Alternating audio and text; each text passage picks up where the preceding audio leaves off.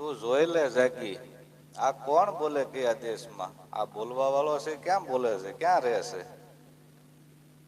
કોણ બોલે અને તને કોણ બોલાવે? આ સમજ સદગુરુની શાનમાં.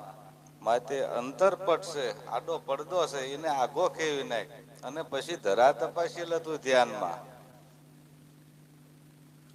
અખંડ ધારા કે અમૃત વર્ષે, શું ફરે તું ફેલમાં? આ નામ છે ને એનો મોટો આધાર છે. નામ આરાધે નિરખી લેજે, આ મુનિ બેઠો મહામેલમાં.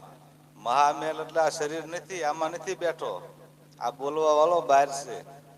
એટલે સંતોએ કીધું છે. પણ આપણે આના ધણી થઈને બેઠા છીએ કે રતાભાઈ નામ છે, હું જ રતોભાઈ, એમ નથી. એટલે એને કીધું છે કે મન વર્તી નો પેલા મેળ કરી લે, અજબ સતા તારા આપમાં.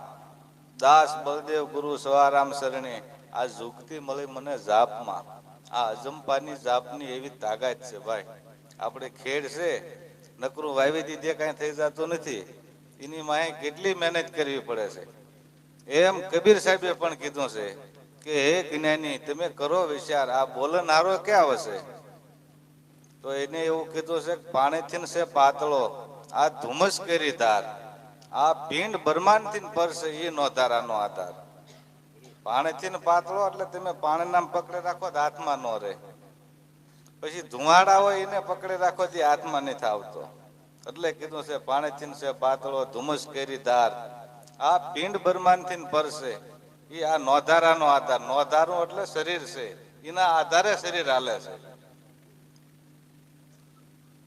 આ ફેંફું થાતું બંધ થઈ જાય ને એટલે આ ભક્તિ પડે હેઠું. એટલે સંતોએ કીધું છે પેલા એની ઓળખાણ કરી લ્યો. અખા ભક્તે કીધું છે કે કેથી ન રે આવ્યો મારા પ્રાણિયા. ગાવા વાળા આત્માનું કે, પણ આત્મા તો આવતો નથી ને જાતો નથી, આવું સંતો કે છે. કેથી રે આવ્યો મારા પ્રાણિયા, એની તું દેને નિશાની રે. તો કે અષ્ટકમળ થી હું ઉપન્યો, આવ્યો શું આનંદ જાણી. આ 14 લોકની અંદર રમી રહ્યો ને એ છે મારી નિશાની. આ જો સંતોએ પાકા બાણ માર્યા છે. એમ શિવરામ બાપાએ એવું કીધું કે ભાઈ આ ઘટ પર અંજવાળા, એને નેણેથી નિરખો, એની માથે અકર્તા છે એવી નાશી, એને પ્રેમેથી પરખો.